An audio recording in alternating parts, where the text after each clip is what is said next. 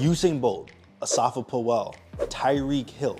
What do all of these athletes have in common? Strong, powerful legs. And if you don't have explosive legs like these athletes do, then you will be left behind when it comes to being an explosive and fast athlete. In this video, you're gonna get 3 leg exercises that will help you improve your explosive power, how to do them, why they work, and the reps and sets you get the most athletic gains possible to become an explosive athlete. Around 5 years ago, I wanted to sprint at the Division I level, but everyone looked at me like I was a joke because I just came off a hamstring tear and I was slow as shit. 1 month, I decided to research every single day how to sprint faster. And I came across this Olympic coach named Joel Smith. And after implementing his training methods for sprint training, I transformed my speed from 5.2 in the 40 yard to 4.53 in the 40 yard. And I also made this big transformation all the way back 5, 6, 7 years ago when I didn't even know how to train. So when I tell you these training principles and exercises really changed my athleticism, I mean it. Now I'm applying all this to my fastest athletes that I've taken from 11.4 to 10.3 and 10.5 in the 100 meter. Sprinting faster is a mixture of 3 things: force absorption, force production, and projection/posture. And the first exercise is going to improve force production. The goal when improving force production is improving peak force potential.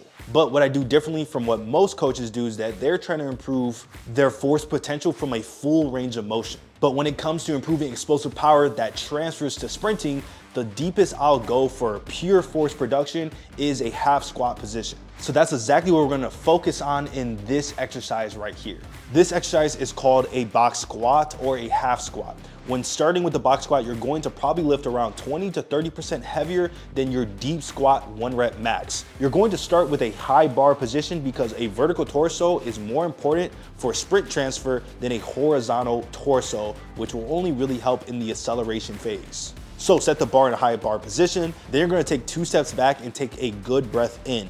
On the eccentric, you will breathe into your diaphragm and then you will hit the chair or a stable surface that you're sitting on, and you do not want to lean back. You want to keep either a vertical torso or a slightly forward lean.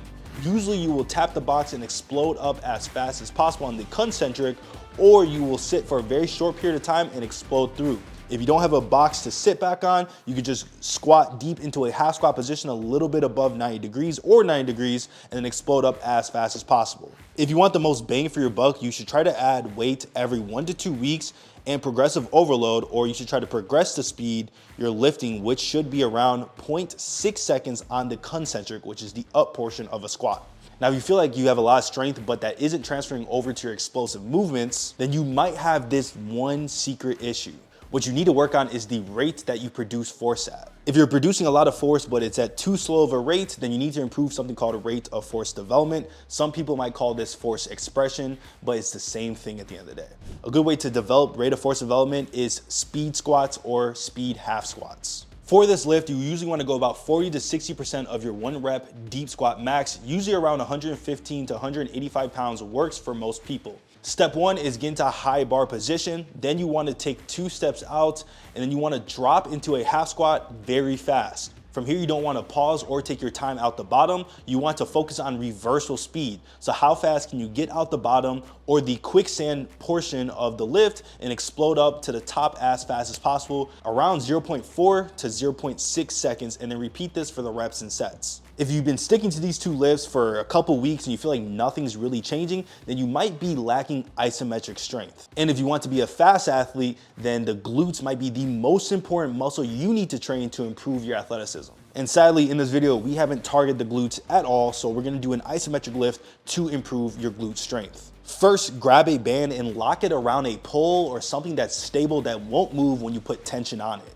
Then you want to wrap the band around your hips, walk forward till you get a ton of tension on the band, then get into a single leg sprinter stance, pretty much that looks like an A skip, and squeeze the glute as hard as possible without overextending your lower back. You can also grab something to balance on like a wall or a pole, because this is not a stability exercise. Our goal is to develop single leg strength with no load on the body. Here's a sample template of how we would program the reps and sets in the Speed Academy for these 3 exercises. It's probably gonna be here or right here. And if you want to increase your sprint speed and explosiveness without having to guess about the reps and sets, and you want all this done for you, hop on the Speed Academy either in the description or the pinned comment.